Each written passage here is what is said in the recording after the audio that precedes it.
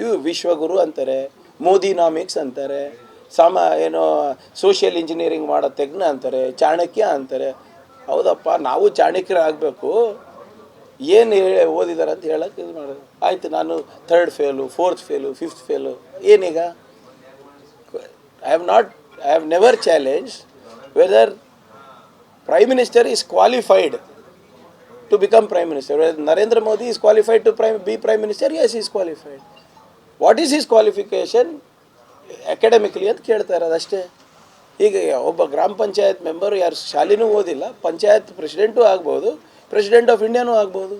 ಅದರಲ್ಲೇನು ಇದು ಇದೆ? BJP ಅವರು ಒಂದು ಪ್ರಶ್ನೆ ನನಗೆ ಕೇಳಿದ್ರು, ನನ್ನ ಕ್ವಾಲಿಫಿಕೇಷನ್ ನಾನು ಇಟ್ಟೆ.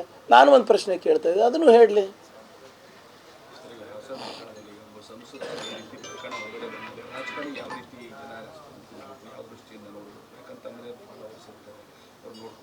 ನೋಡಿ, ಎಲ್ಲ ಸಾರ್ವಜನಿಕ ಜೀವನದಲ್ಲಿ ಯಾವಾಗಲೂ ಕೂಡ ನಮ್ಮ ನಡೆ ನುಡಿಯನ್ನು ಜನ ನೋಡ್ತಾರೆ. ಇವೆಲ್ಲ ಪ್ರಕರಣಗಳು ನೋಡಿದ್ರೆ ಜನರಿಗೆ ನಮ್ಮ ಮೇಲೆ ಭರವಸೆ ಕಮ್ಮಿ ಆಗ್ತಾಯಿದೆ. ನೀವು ಗಮನಿಸಿದ್ರೋ ಇಲ್ಲೋ, ಕೆಲವು ವರ್ಷದ ಹಿಂದೆ ಬೊಮ್ಮಾಯಿ ಅವರು, ನಾನು ಮಂತ್ರಿ ಇದ್ದೆ, ಸೋಷಿಯಲ್ ವೆಲ್ಫೇರ್ ಮಿನಿಸ್ಟರ್ ಇದ್ದೆ.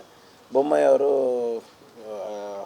ನಮ್ಮದು ವಾಗ್ವಾದ ನಡೀತಾ ಇತ್ತು, ಅವರು ಅಪೋಸಿಷನಲ್ಲಿದ್ದ. ಮೇಲ್ಗಡೆ ಎಲ್ಲ ಮಕ್ಕಳು ಕೂತಿದ್ರು, ಚಿಕ್ಕ ಸದನ ನಡಿಬೇಕಾದ್ರೆ ಎಲ್ಲ ಸ್ಕೂಲ್ ಮಕ್ಕಳು, ಕಾಲೇಜ್ ಮಕ್ಕಳು ಎಲ್ಲರೂ ಸದನ ವೀಕ್ಷಣೆಗೆ ಬರ್ತಾರೆ. ನಾನೇ ಎದ್ದು ನಿಂತು ಹೇಳಿದೆ, ನಮ್ಮ ವರ್ತನೆಗಳು ನೋಡಿ, ನಮ್ಮ ಬಿಹೇವಿಯರ್ ನೋಡಿ, ನಮ್ಮ ಆ್ಯಟಿಟ್ಯೂಡ್ ನೋಡಿ. ನೀವು ಇಲ್ಲಿರುವಂಥ ಎಲ್ಲ ಮಕ್ಕಳಿಗೆ, ಯಾರು ಗ್ಯಾಲರಿನಲ್ಲಿ ಕೂತಿದ್ರು ಅವರಿಗೆ ಪ್ರಶ್ನೆ ಮಾಡಿ ಏನಾಗಬೇಕು ಅಂತ. ಎಲ್ಲರೂ ಡಾಕ್ಟರ್ ಅಂತಾರೆ, ಇಂಜಿನಿಯರ್ ಅಂತಾರೆ, ಸಾಫ್ಟ್ವೇರ್ ಇಂಜಿನಿಯರ್ ಅಂತಾರೆ, ಕೆಲವು ಜನ ಆರ್ಟಿಸ್ಟ್ ಕೂಡ ಅನ್ಬೋದು, ಕೆಲವು ಜನ ಇನ್ನು IAS, IPS, ಸರ್ಕಾರಿ ನೌಕರಿ ಅನ್ನೋದು ಯಾರ ಬಾಯಿನಲ್ಲೂ ಕೂಡ ನಾನು ರಾಜಕಾರಣಿ ಆಗಬೇಕು ಅಂತ ಬರೋದಿಲ್ಲ. ಶಾಸಕ ಅಂದರೆ ಯಾರು? ಶಾಸನ ಮಾಡೋರು.